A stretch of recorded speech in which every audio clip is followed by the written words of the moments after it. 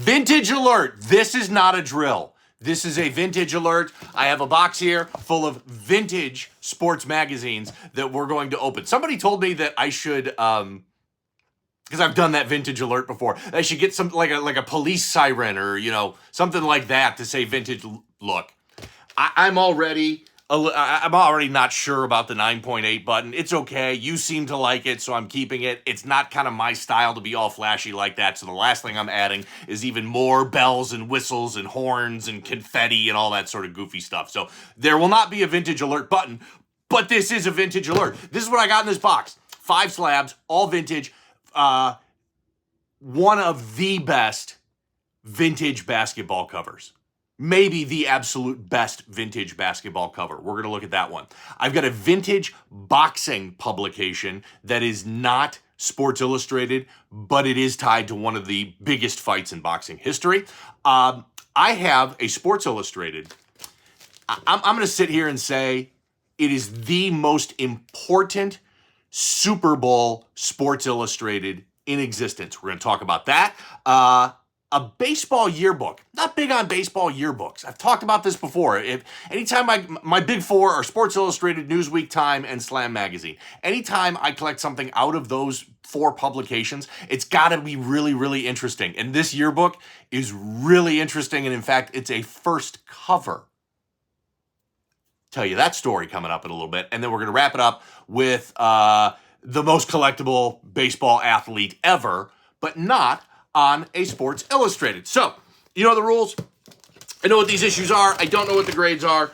You're going to get my reaction live on this video as you see it. Let's talk a little bit about what everybody in the hobby is talking about, and that is PSA coming in and going to start grading magazines. The last I've heard is it is still on track for first quarter 2025, which we're getting pretty close to that. So it's coming soon. Devil's in the details on a lot of these things. Here's what I know. They've put a lot of effort into the slabs. And from a business standpoint, that makes sense because CGC has had a lot of problems with their slabs. And so as a kind of to position themselves in the marketplace and to differentiate themselves, I think PSA is really focusing on the tamper-proof quality of their slabs and those sorts of things.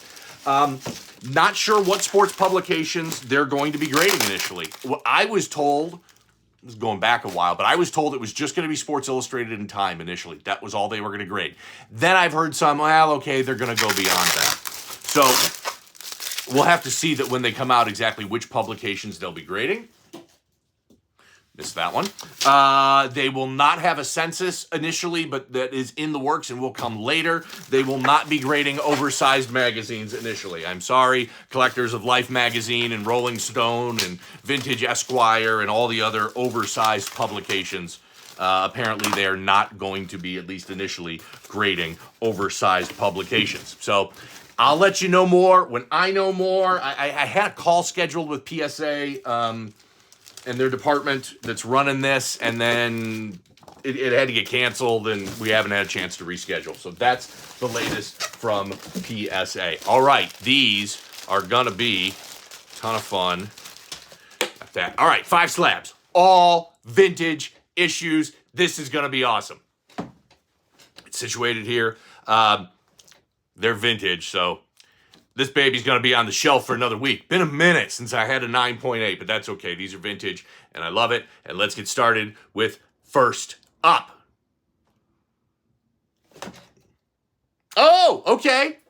I'll be taking that. 7.0 Sport Magazine featuring the Mickey Mantle. So this came out on September 1964. Here are the pop reports. There's a 9.4, there's a 9.2, and there's 2 8.5s.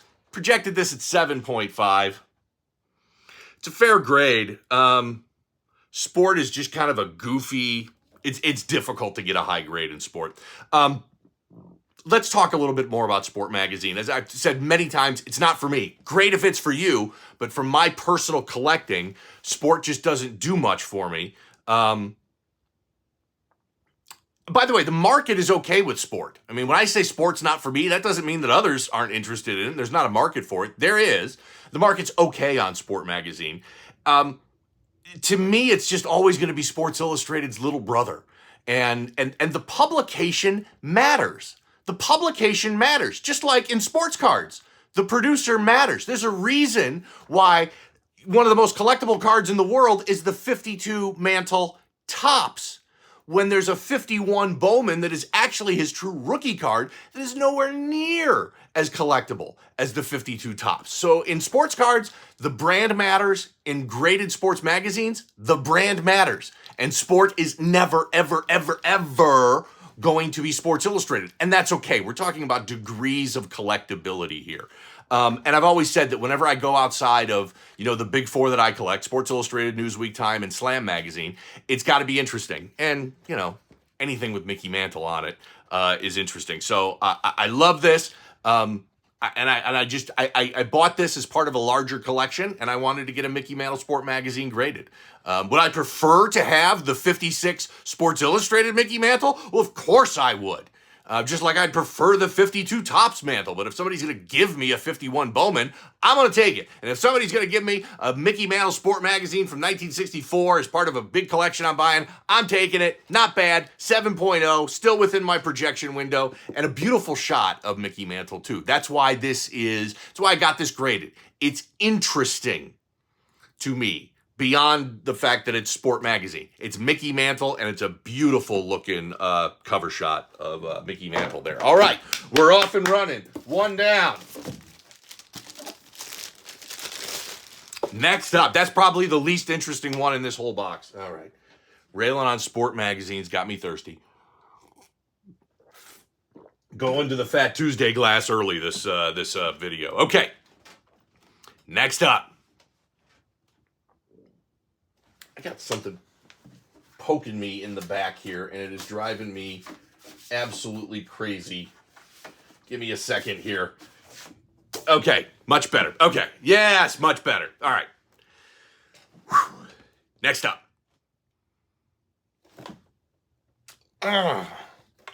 That's not the grade I was hoping for, but still a cool piece. 6.0, and it's labeled properly. Mr. Met first appearance. This is the very first appearance of Mr. Met. This is the 1963 Mets Yearbook. There is a 7.0. I projected this one at 7.0. They crushed me on it. And the problem with this is the staining. There's some there's staining all over this, and I just could not get that staining out, and that's what really killed the grade. Staining is a really big grade killer, especially when it's beyond just the cover and the back and it leaks through to the interior pages. And that was the case with this one. So, again, not usually a yearbook guy. Gotta have something. And the reason why I'm not usually a yearbook guy is the covers aren't that interesting. Usually it's just like the stadium or some random generic player. They rarely put their stars on yearbooks. Don't know why. Seems like they were missing an opportunity. But this one's pretty cool. I mean, Mr. Met and his very first appearance, very, very cool. By the way, 1963 Mets were an absolute dumpster fire. 55 and 111, the 12th worst season in Major League Baseball ever. That's, by the way, going through today. Still holds the record for the 12th worst season of Major League Baseball in history. But this yearbook is the first appearance of Mr. Met. So I love that one. All right, pretty good. Next up. Ugh. All right. Love these vintage issues. I love these vintage cigarette ads. Classic.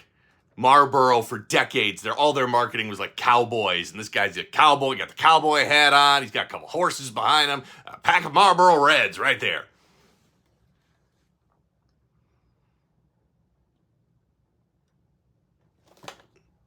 Oh, that's a big number. That's a big number, baby. That is a big, big grade. This is spectacular. And much better than my projection. Woo! I think I got a little grader's kiss on this one. That's nice. Okay, Joe Namath. Super Bowl III. Let's go through the particulars and I'll get into it. So this came out on January 20th, 1969. There's a 9.4. There are two 9.0s and there are three 8.5s. I projected this at 7.0, so I'm thrilled on every level with this 8.0.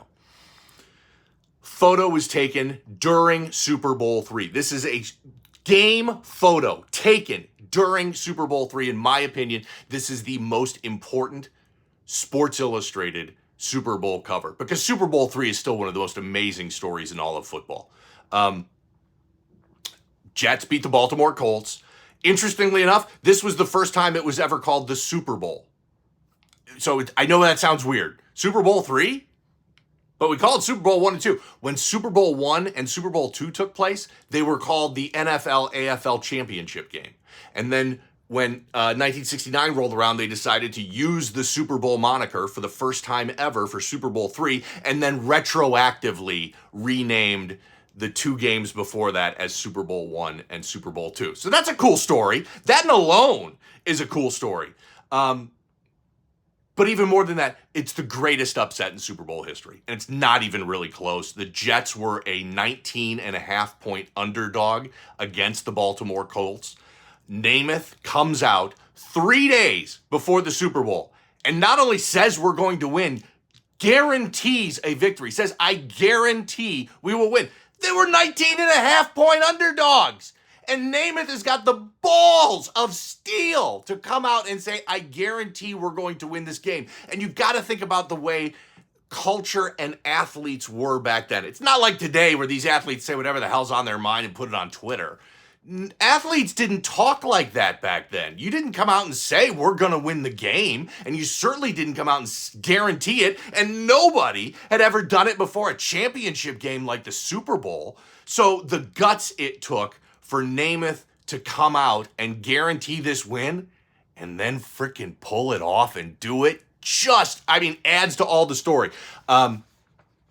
Johnny Unitas was playing for the Baltimore Colts across the field from him. However, he was injured. But he got put in the third quarter and helped the Colts out a little bit. Still wasn't enough for them to get the victory. So not even Johnny Unitas could have saved, the great Johnny Unitas could have saved the Colts in this Super Bowl. And I like the fact that Unitas got into the game because it kind of really symbolized the passing of the torch. Not only from a great quarterback who is past his prime like Unitas to the hot and young new upstart like Namath, but really from the old NFL, really NFL and AFL, to now what we have as the post-merger NFL. So just a great story of that passing in the torch and kind of the inflection point between those two eras. Just so many amazing stories and history for this. And let's go right now to a great video I found that kind of details some about all of this as it relates to Super Bowl III. We got a heck of a shot of winning. We can beat anybody in the world, and I think we're going to win next Sunday. Yes, Namath is on the hot seat. Most of the pressure is on him. He has said that the Jets are going to win. He doesn't even predict it. He said, I guarantee a Jet victory. Attitude is a whole lot in life. And I had a terrific attitude about that game. I know we're going to win. I have that attitude. I feel that way, and it's not overconfidence thing. It's football sense. Talking about guaranteeing we're going to win, yeah, that's right. That's the way we felt. The 1969 Super Bowl game will get underway. A complete sellout, of course. The Colts are heavy favorites to win today's Super Bowl game. We were told for 10 straight days after our championship game with Oakland how badly we're going to get whipped by the best team that's ever played. Don Shula has built this great Baltimore defense to stop Joe Namath. I don't think Joe is going to have that easy an afternoon. Well, it was a victory for all the underdogs around this country anyway. The guys that I was throwing to, they didn't drop any passes. This offensive line of New York Jets has just been superb. Sports' greatest upset in history. Everybody thought he'd get killed in this game. He has killed Baltimore so far. No penalties! No penalties! Let's get a touchdown up there! We had them 16-0 at that point. Namath, red hot. He's read the Baltimore tricky, sophisticated defenses, and he has led his team beautifully. I remember looking up and seeing 6:11 on the clock, and I never asked the good Lord for a victory, but I did say, please let that clock run. Run, clock, run. Unitas again. The pass to Richardson. He has the ball. The game is over. The New York Jets are the world champions. They have upset the Baltimore Colts and beat them handily here today. We all felt we could win. We won. Baltimore felt they could win. They lost. Joe, you're king of the hill. No, we're king of the hill. We got the team, brother. I thought that was really good. Kind of encapsulates what that game was all about. I stand by the claim. This is the best, most collectible Sports Illustrated Super Bowl cover for those reasons. It was the first time they ever used the phrase Super Bowl. Joe Namath, the cocky young upstart, guaranteeing a victory, and 19.5-point underdog Jets actually pulling off that victory. The passing of the torch, everything about this make this the best Super Bowl Sports Illustrated cover, in my opinion. I love that 8.0 because I projected it at 7.0. All right, that is a home run. All right, next up. Been through a lot already. Got two left. And I can tell you one of them, the grade is going to be awful, and I'm still going to be pretty happy, and I'll tell you that story too. I don't think it's this one. Yeah, because I know what the back of that one looks like. So this is the other one. So that one will be the last one. We'll tell that story, and that'll be a lot of fun.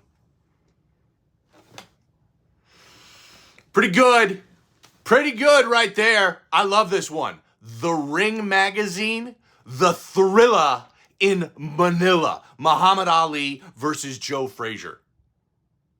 And they put that on there. Okay, they did put Thriller in Manila on there. Everything about this is spectacular. Came out in October of 1975. This 7.5 is a pop one, none higher. Top pop in my hands right now. There's a 7.0. There's a 3.5. I projected this at 6.5. How?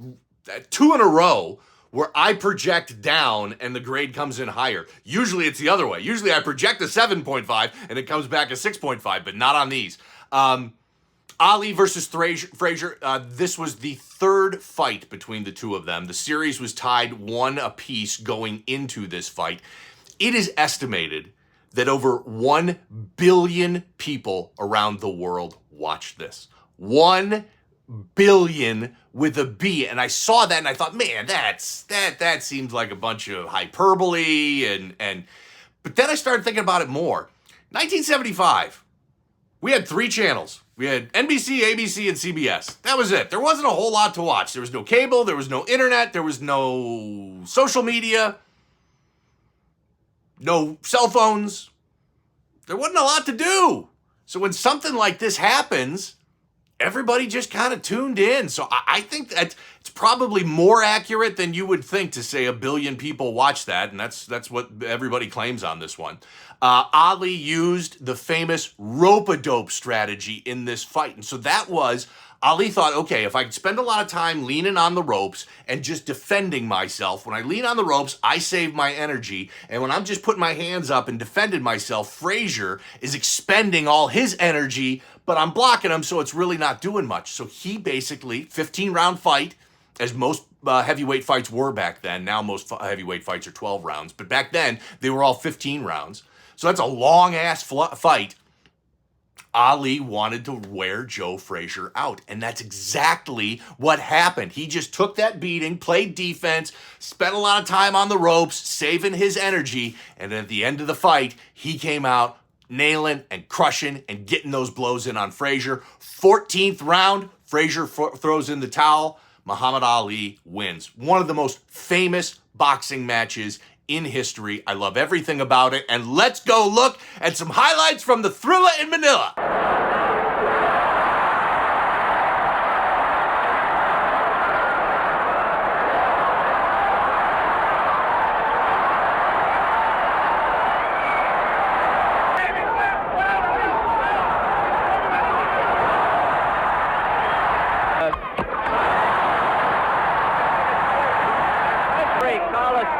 From Philippines.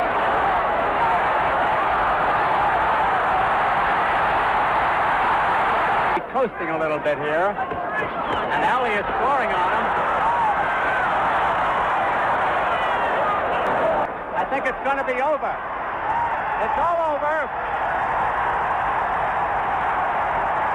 Again, give me history. Give me moments. That's what I want out of these, and that's what these provide so well. There's no sports card that exists that gives me that moment of the Thrilla in Manila. What have we seen so far? We saw the Mets Yearbook. First appearance of Mr. Met. Very cool. We saw the greatest Sports Illustrated Super Bowl cover ever from Super Bowl III and Joe Namath. Now here's the Ring magazine and the Thrilla in Manila. And look at how beautiful this is. And I love the fact we got Ali, we got Frazier, and then they got this map of the Philippines and Manila, just kind of putting that extra emphasis on it to go along with that classic name that we all know, the Thrilla in Manila. Love, love, love everything about that piece. And most of all, I love that it's a top pop. Okay, one left. And there's a good story with this one. Look at that back. I told you the grade's not going to be good.